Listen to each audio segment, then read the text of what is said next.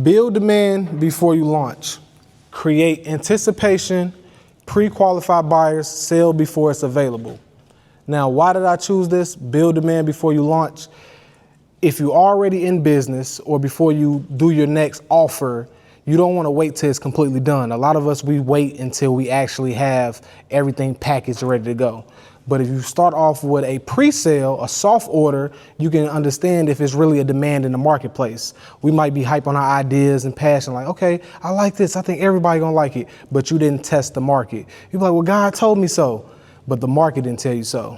You know, everybody don't even believe in God. So you can't just run off your spiritual beliefs all the time. You have to really go to the marketplace and show up and serve value. The next thing, pre-qualified buyers. How do you go about pre-qualifying a buyer? Very simple. You ask questions.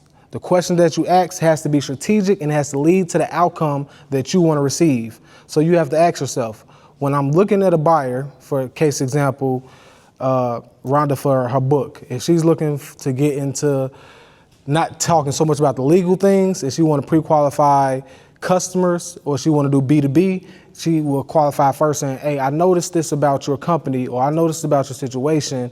What is it that you're struggling with the most? And as they say that, she want to ask a question pertaining to an answer she already knows. And as she says that, then you want to get down the road to word tracks that we'll talk about. Word tracks is tie downs, how to get a person to say yes, how to keep them saying yes, yes. Psychology tells us if you get a person to say yes more than 5 times, they're already in, they're sold on the product. Next thing, sell before it's available. So right now I have a book in pre-launch mode. That's selling before it's available. If you want to open up a salon and you didn't have an actual brick and mortar, you don't wait till you actually get the salon, even though you got the license and things to go to. You just build a waiting list of who will all be interested. Find the key location, do your demographics, your geographic research, the age brackets, and find out who's in that area and then who's willing to travel. So that's what we'll go about that.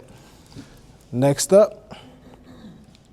And Kyle, you're right. I need to get a clicker. I'm gonna take note of that. Structure your offers to scale. Low ticket, mid ticket, premium, and premium again. When it comes to a low ticket offer, some of us like, well, I just want to beat the next competition, the competitor. I want to be just $10 less.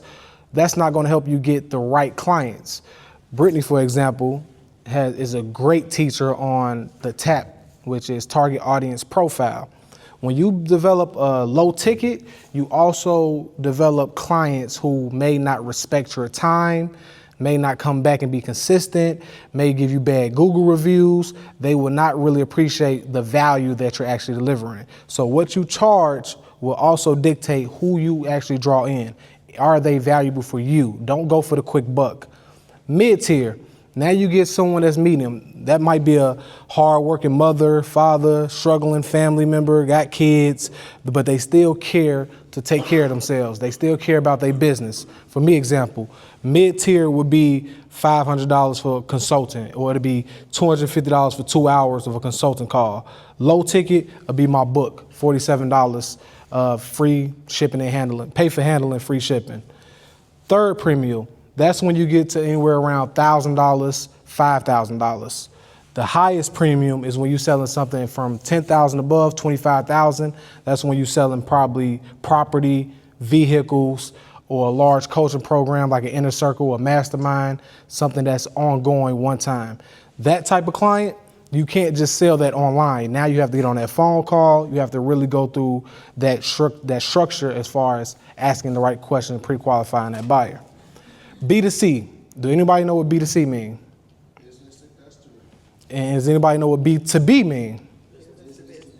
Business. B2C, direct outreach. If I ask one of y'all right now, which one would you be more comfortable with? B2C or B2B? Right now, I'm pretty sure everybody right now is doing B2C, correct? Yes. If it came to B2B, what would that look like for your business? You don't say anything. You already been doing it. What would B2B look like for you? I guess collabing with like other estheticians. That's close. Estheticians. That's close. That's not necessarily but close, but I'm glad you took a chance. What would you say? I would say like me as a braider, collabing with like her as an esthetician. Okay. What would you say? I think that's what I'm wanting to do is just for the school districts. Absolutely. Perhaps the parents. Parents will be a consumer, but you're right with the school district. Colin, kind of cheating too, but what would be you said B2C, but what would B2B look like for you? Well, I'm B2B and B2C, but B2B for me would be less so business to business as far as like individual businesses, and more business what I'm doing with my software, business to software, so that they're implementing my service across thousands of other entities on my behalf. That's a large network. That's how it goes. And Brittany, what does B2B look like for you? For me, it would be going to beauty schools. I spend a lot of time going in there and talking to their students and trying to get products that I sell into their school. Yes. Also, do you want to give a little, is it too early to share? All right, I ain't gonna share it. She got a big major B2B opportunity too. So for you all, what B2B will look like is partnering with other salons that has a chain line, a franchise, and get in with them and say you want to bring in other trainees up under yourself and you train them real good and you start developing a training company that we're the middle ground for them. That's B2B. Another way to go about B2B, if you partner with certain lash technicians, how she did her own lash line being developed, and you partner, you want to be a salesperson and you sell bulk to them. Same way with your books in schools, you sell your book in bulk to schools, and those schools have other non-for-profits. Non-for-profits will be a B2B. Chambers of Commerce deal with a lot of political stuff.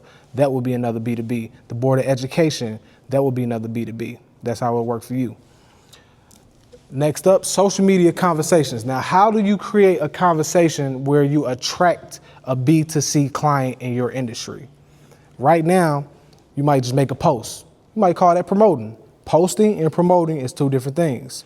You might do a poll. That's a good way to start a conversation. Brittany's good at doing polls. In person, Colin's definitely good at doing polls. Tim in the back is great at doing polls. Dre, he does videography for music video musicians in the city and different industries. So the way he asks questions before he actually come out to set and set up, got a great way to go about that. But when it comes to social media, if you're not recording yourself and you're just typing something and you leaving it to the random social media people to may not come across your post due to the algorithm, how do you get strategic? The best way you do that is you go to the search bar, you type in something that you yourself, as if you were a client for your own product or service, and then you filter it and you target specifically Kansas City Metro, Johnson County, Overland Park. That's how you start to see what they're doing. You go on Google, you look at the reviews, see the pros, the cons, you start using those keywords, and even on LinkedIn, you'll be able to see what type of people are looking for your service. And then you can create conversations, polls, and surveys based on reviews and comments on posts.